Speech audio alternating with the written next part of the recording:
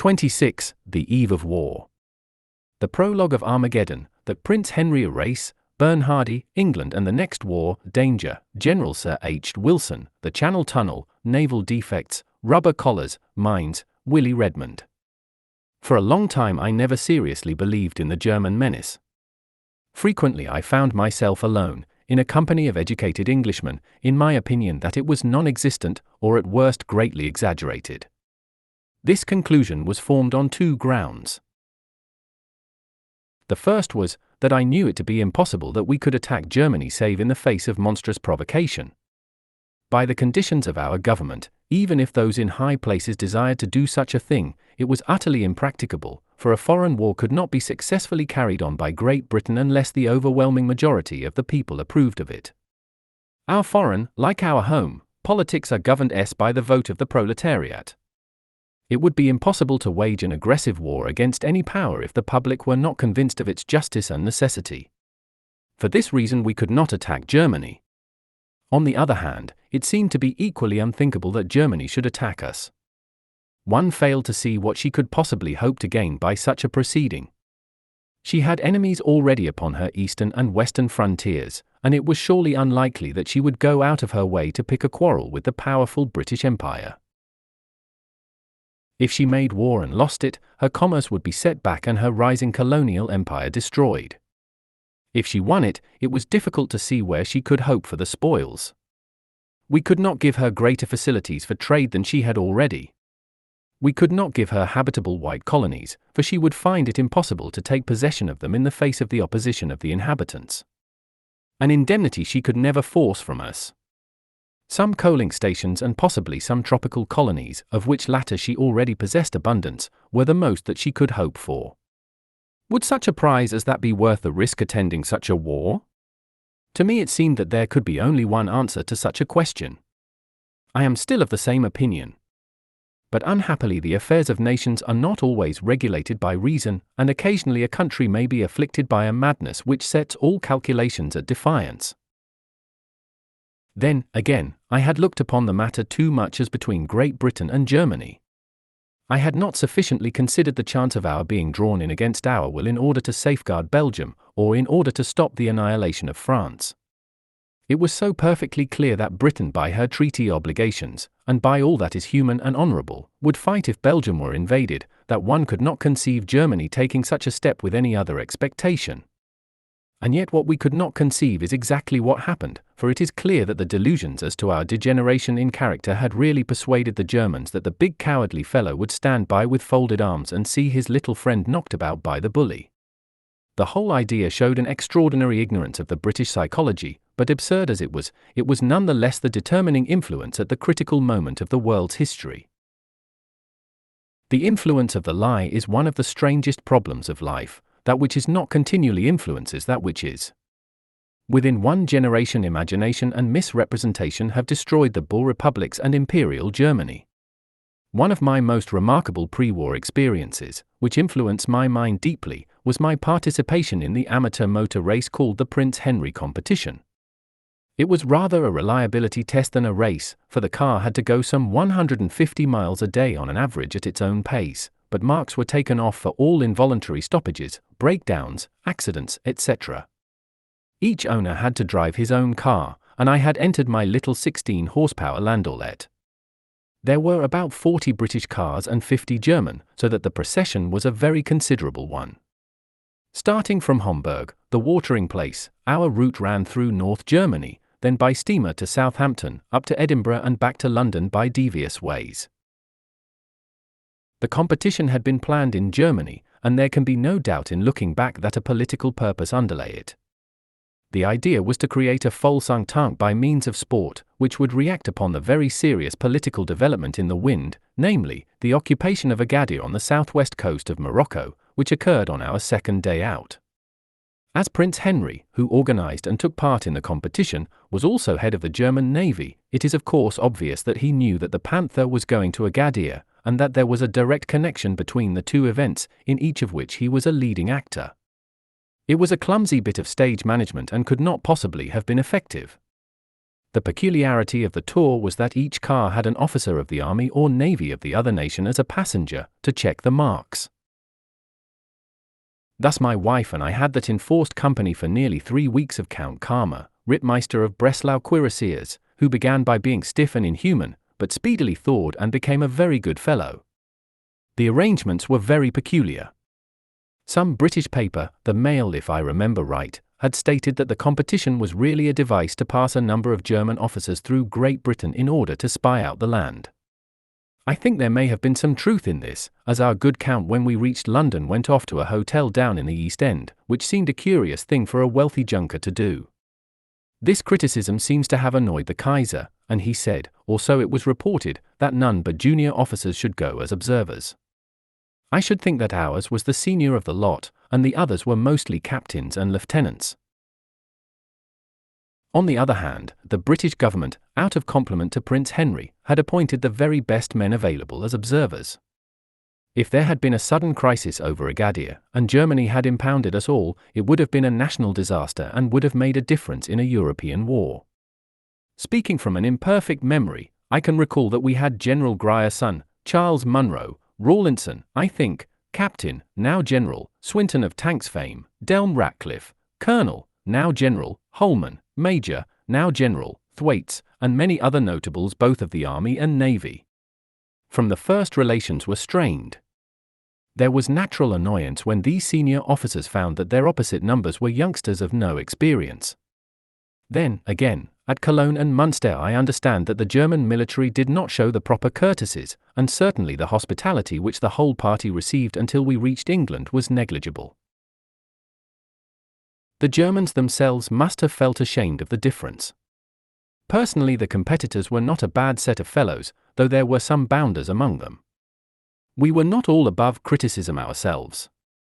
Of the competition itself little need be said, as I have treated the sporting side of it elsewhere.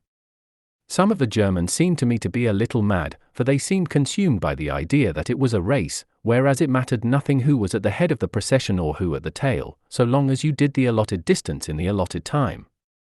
I saw a German bound into his car after some stoppage. How many ahead? 3 Englishmen. Forwards! Forwards, he cried. They barged into each other, dashed furiously round corners, and altogether behaved in a wild fashion, while our sedate old fellows pursued their course in a humdrum fashion and saved their marks. There were, however, some good fellows among the Germans. I have not forgotten how one of them, anonymously, used to place flowers in my wife's corner every morning. But as an attempt at an entente it was a great failure. The British officer who was compelled to spend weeks with a carload of Germans was not expansive and refused to be digested. Some of the Germans, too, became disagreeable.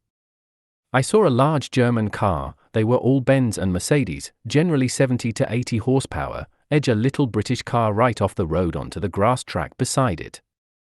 The driver of the British car was a pretty useful middleweight boxer, but he kept his temper or there might have been trouble. There was very little love lost on either side, though I, as one of the few German-speaking competitors, did my very best to bring about a more cordial atmosphere. But war was in the air. Both sides spoke of it. Several of the British officers were either of the intelligence branch, or had special German experience, and they were unanimous about it.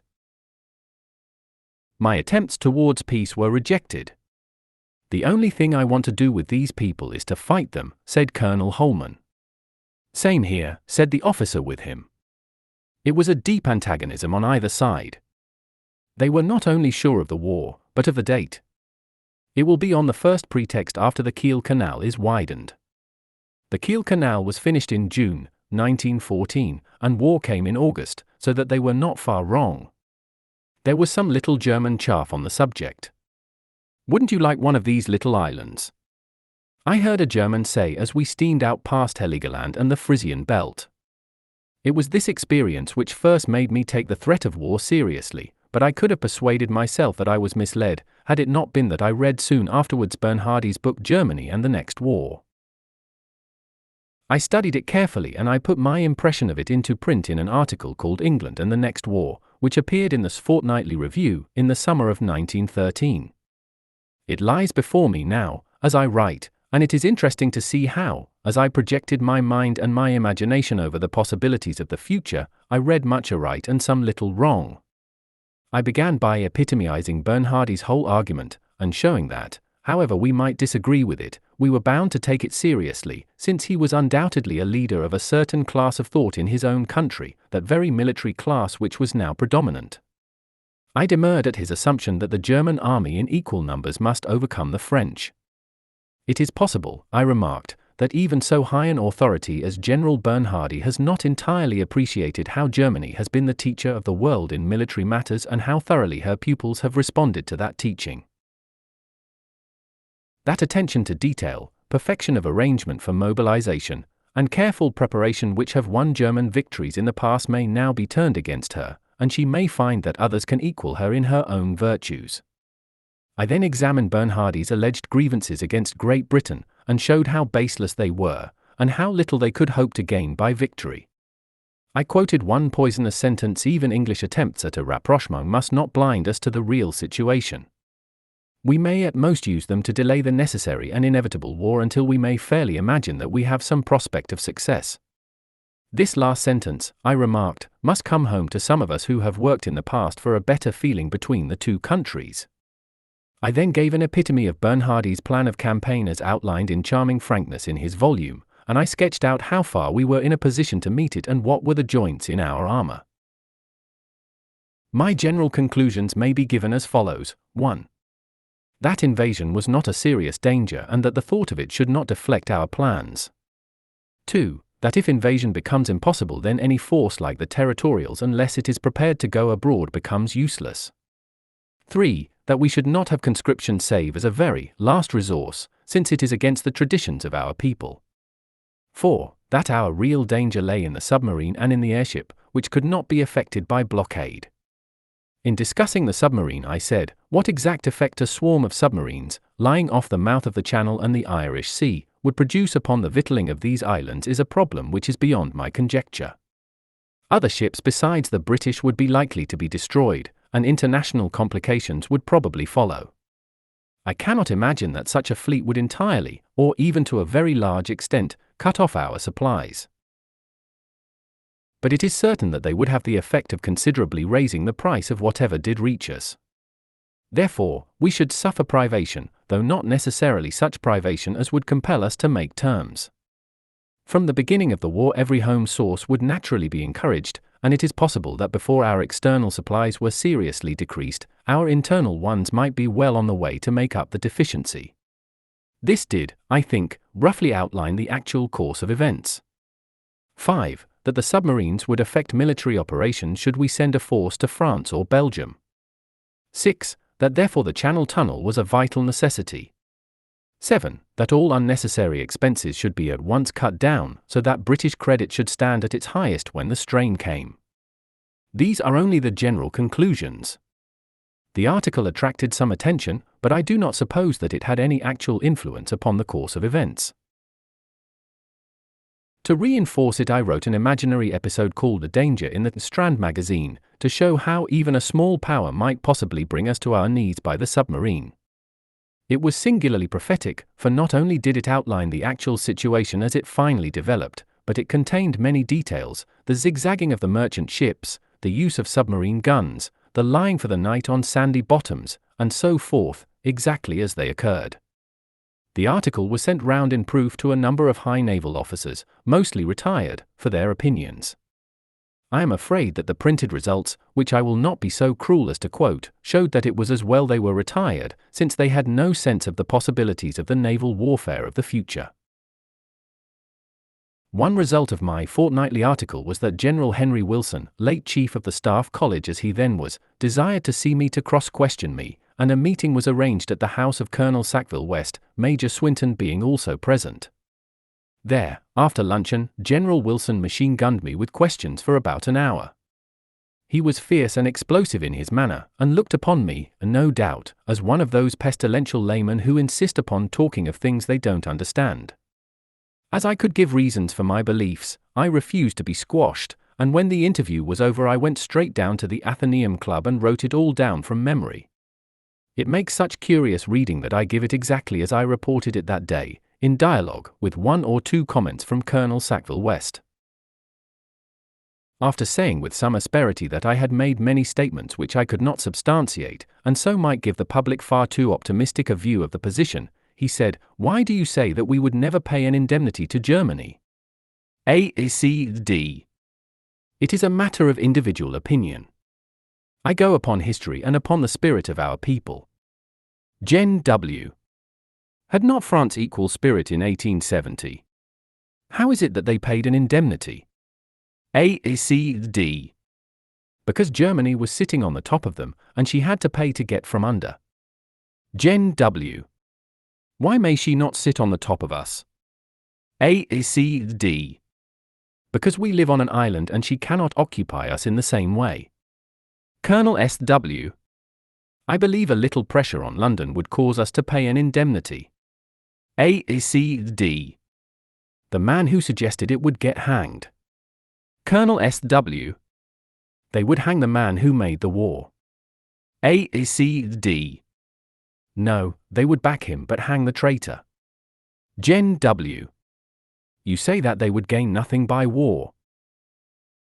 What about the carrying trade of the world? A.C.D. The carrying trade depends on economic questions and upon geographical situation. For example, the Norwegians, who have no fleet, are one of the principal carriers. Gen W.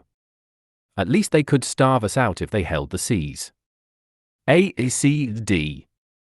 Well, that is where my tunnel would come in, but of course I am entirely with you as to the need of holding the seas. Gen W. Well, now, you admit that we must go to the help of France. A.C.D. Certainly. Gen W. But what can 6 divisions do? A.C.D. Well, my point is that 6 divisions with a tunnel are better than 6 divisions without a tunnel. Colonel S.W. If we have a tunnel we must have a force worth sending to send through it. A.C.D.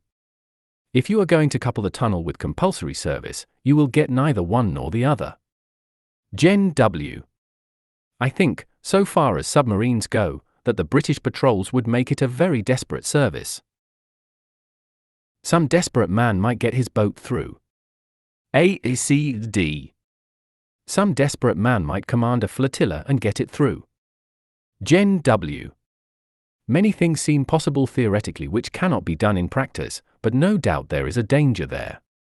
In your view, the territorials are simply a support for the fighting army? A.C.D. Yes. Gen W. But they are too untrained to go into action. A.C.D. They would be reserves and have time to train. Gen W. Your idea of troops coming back in case of a raid through the tunnel is impossible. You could not withdraw troops in that way from their positions. A.C.D. Well, with all respect, I do not believe either in a raid or in an invasion. Gen W. A war with Germany would be short and sharp, 7 months would see it finished. A.C.D. You mean, no doubt, the continental part. I could imagine the naval part lasting 10 years. Colonel S.W. If your fleet was crushed, you would have to give in. A.C.D. A fleet can never be annihilated as an army is. There always remain scattered forces which can go on fighting.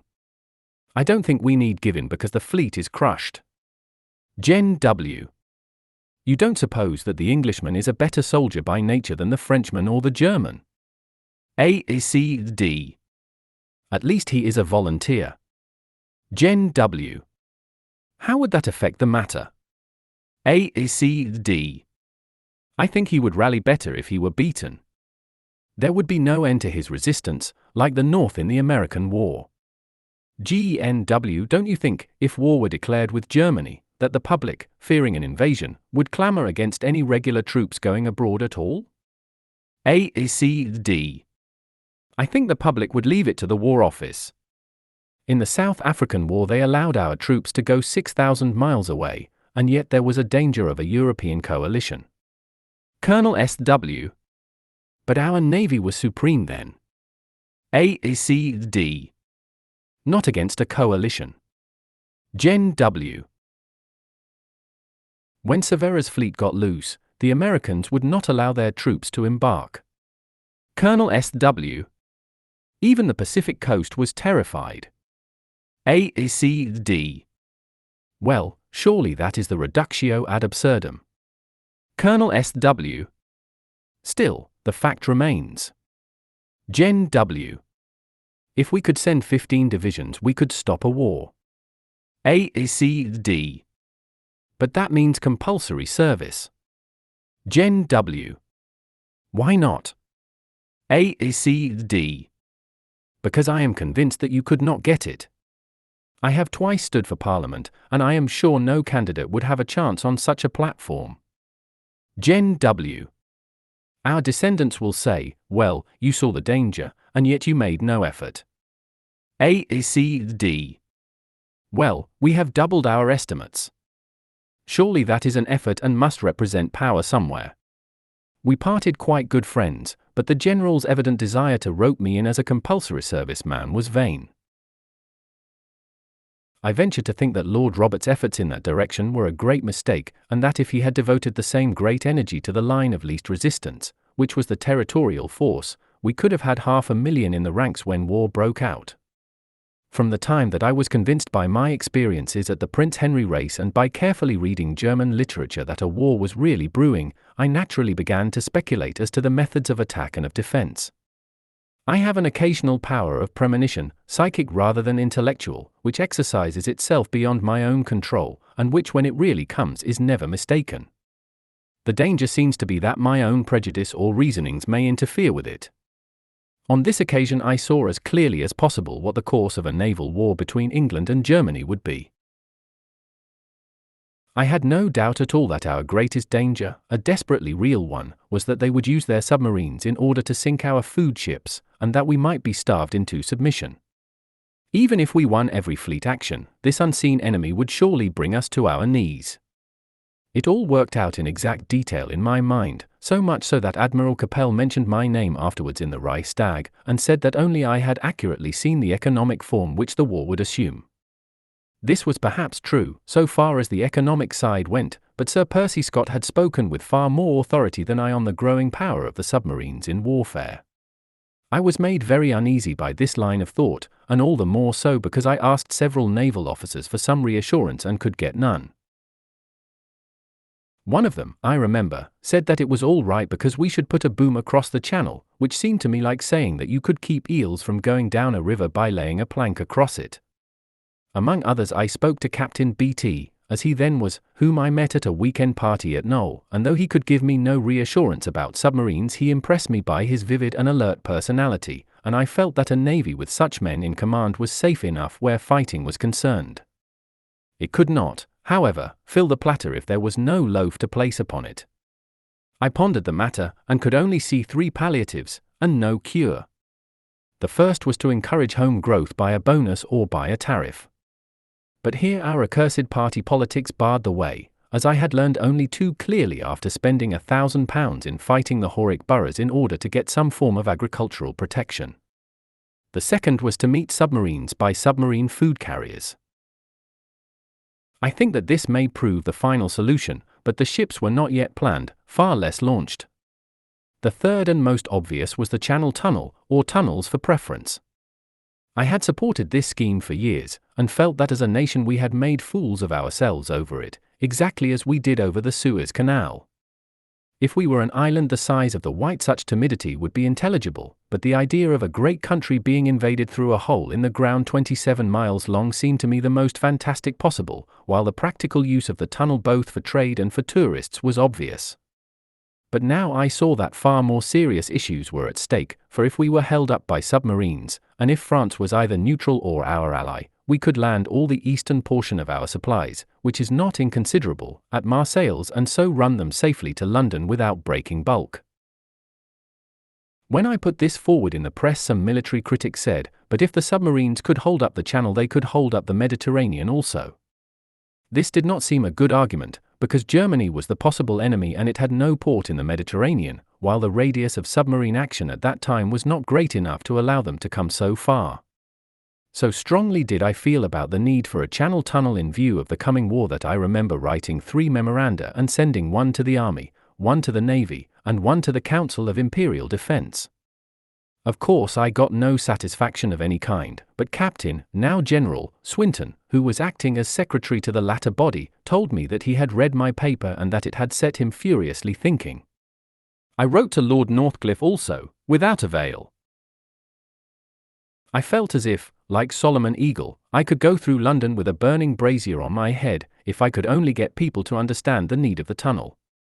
The whole discussion had taken the utterly impossible and useless turn towards compulsory service, and the things which were practical and vital were being missed. I spoke in public about the tunnel when I could, and on one occasion, just a year before the war, I raised a discussion in the Times, Mr. Ronald McNeill giving me an opening by declaring in the House that the project was a crazy one. There was also about that time a meeting in the city at the Cannon Street Hotel, where a very influential body of men supported the scheme. My speech, as reported next day in the Times in a very condensed form, ran thus: Sir A. Conan Doyle said there were possibilities in a future war that rendered it a matter of vital national importance that the tunnel should be constructed without delay. The danger was that we were getting 5/6 of our food supplies from abroad, and submarine craft were developing remarkable qualities which were not generally realized. They were able to avoid a blockade squadron, and to pass under a patrol line of torpedo boats without their existence being even suspected. If they were sent to the line of our commerce and told to sink a ship, they would torpedo that ship for a certainty. What would be the condition of our food supplies if there were 25 hostile submarines off the Kent coast and 25 in the Irish Channel? The price of food would reach an almost prohibitive figure. The military correspondent of the Times was a great opponent of the Channel Tunnel and was always running it down and mocking at it. But the other day he wrote an article on the Mediterranean, and, forgetting the Channel Tunnel, he said, "We must remember that more than half the food supply of this country now comes from the Mediterranean. If it came through the Mediterranean, and if it got to Marseilles and we had the Channel Tunnel, it was only a matter of management to get it through to London." The military correspondent of the Times, who was presumably Colonel Repington, had an article next day deriding the scheme, and making light of my picture of submarines in the Channel. Well, we have lived to see them, and I wish my argument had proved less sound.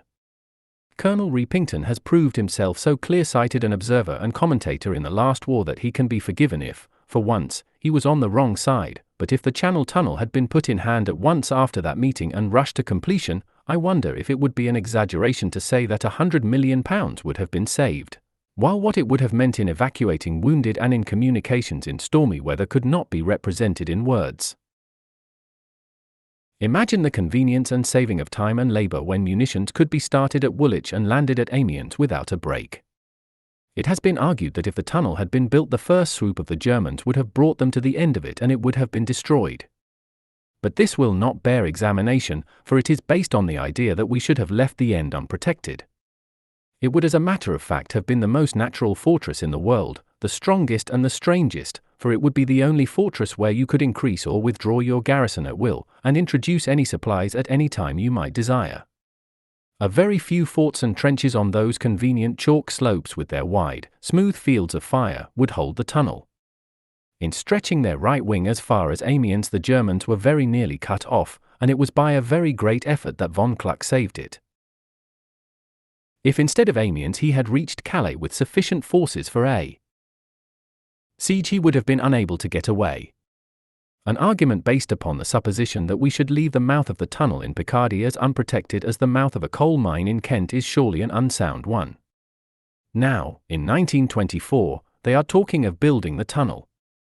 I wonder what our descendants will think of the whole business, probably what we think of the men who opposed the Suez Canal. It is a most singular thing that our Navy, with so many practical and clever men in it, with a genius like Winston Churchill at the head, and another genius like Lord Fisher in continual touch, did not realize, until faced with actual results, some of the most important and surely most obvious points in connection with naval warfare. It came, I suppose, from the iron bonds of tradition, and that there were so many things to supervise, but the fact remains that a perfectly overwhelming case could be made out against the higher brain department of our senior service. A war with Germany was anticipated, and, as the public imagined, was prepared for, but save for the shipbuilding program, which left us a narrow margin of safety, and for the concentration of our distant squadrons into British waters and the elimination of many useless craft which consumed good crews, what evidence is there of foresight? It was known, for example, that Scapa Flow and Cromarty were the two possible anchorages of the fleet in a long-distance blockade, and yet no attempt had been made to mount guns or to net the entrances, so that for months there was a possibility of a shattering disaster, and Jellicoe, with the prudence which always distinguished him, had to put to sea every night lest his fleet should present a sitter to a torpedo attack. We showed intelligence in sticking always to the heavier guns, but our mines were wretchedly inefficient, our rangefinders were very inferior, and our shells proved to have less penetrating and explosive force. But the worst thing of all was the utter want of imagination shown in picturing the conditions of modern naval warfare, which must surely be done before just preparation can be made. It was clear that the effect of armor protection on one side, and of the mine and the torpedo on the other, would mean that if the ship floated there would be little loss of life, but that she was very likely to sink, in which case the whole crew would go. Therefore provision must be made for the saving of everyone on board. The authorities, however, seemed to have completely underrated the dangers of the mine and torpedo, and centered their attention upon the surface naval action, where boats, being inflammable, would be a danger and where in any case they would probably be shot to pieces before the end of the fight. The pre-war idea was to throw the boats and every other wooden object overboard before the action began.